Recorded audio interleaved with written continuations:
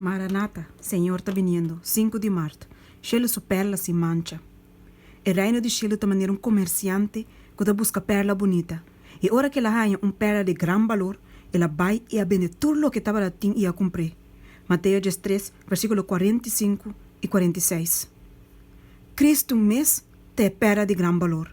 A justiça de Cristo, como perla puro e branco, não tem nenhum defeito, nenhuma mancha, nenhuma obra de gente, não por melhorar o grande e precioso regalo de Deus.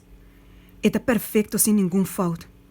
Em Cristo, todo é tesouro de sabedoria e conhecimento está escondido. Colossenses 2, versículo 3. E tapa-nos sabedoria for de Deus, e justiça e santificação e redenção. 1 Coríntios 1, versículo 30. Todo lo que por satisfazer a necessidade e angelo de alma humana, para o mundo aqui e para o mundo venidero, está guardado em Cristo. Nosso Redentor está perla que está sina precioso, que em comparação com ele, todo outro coisa pode contar como pérdida. Tem a parábola, a perla não está representar como regalo. É comerciante a cumprir na cama de tudo o que estava lá. Hope gente está questionando a unificação de aqui, sendo que Cristo está representar na escritura como regalo. Está regalo, pero solamente na esnan que dona na mes, na alma, na corpo e espírito na je, sem reservação. Nós me se entregamos mes na Cristo, para viver vida de obediência voluntária na todos os requisitos. Tudo o que nos está, todo o talento e habilidade que nos está possui, está de Senhor, para consagrar na seu serviço. Ora que nos entregamos mes completamente na je de a maneira que Cristo, que todo este tesouro no cielo, te dona seu mes na nós.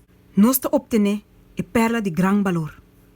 Denha mercado de qual misericórdia divina tem administração, e perla preciosa te guardo representar como de guardo comprar sem sen e sem preço. Denha mercado aqui, tu gente pode obtener e bem de cielo. E tesoureria de aprenda na de verdade, te abrir para tu gente. E Salvador supo sinceramente e tiernamente te invitar nos bisando, me te aconsejava para comprar cerca a mim, ouro refinado em candela, para virar rico. Revelação 3, versículo 18. Es não de mais pobre, mesmo cos maneiras não de mais rico, também são capaz para comprar salvação, pois não há nenhuma quantidade de riqueza mundana por segurar essa aqui.